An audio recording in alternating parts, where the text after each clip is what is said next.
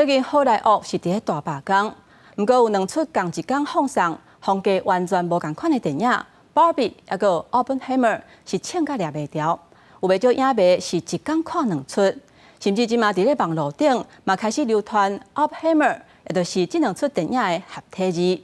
根据美国连锁电影院 AMC 的数据，一届买两出电影票的人数是已经增加3成。那这种行销的方式嘛带来意外效果。Hey Barbie。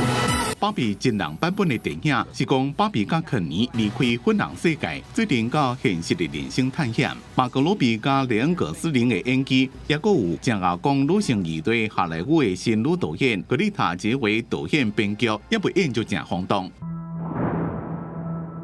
We're in a race against the Nazis, and I know what it means.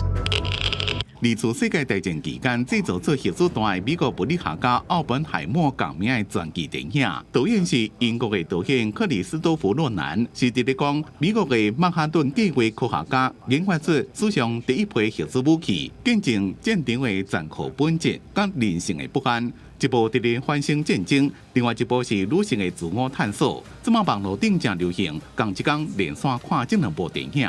It's a perfect double bill.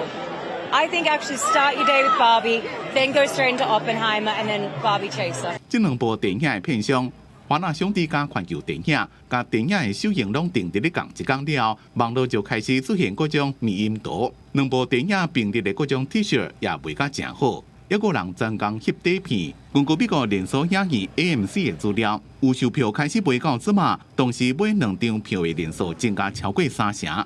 同一个档期竞争的电影最近拍片的行销策略，伫好莱坞竞争也有过。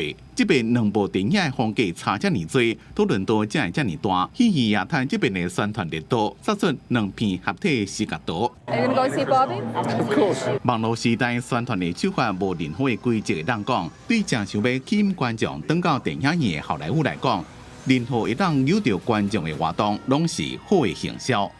公司新闻张淑芬编辑。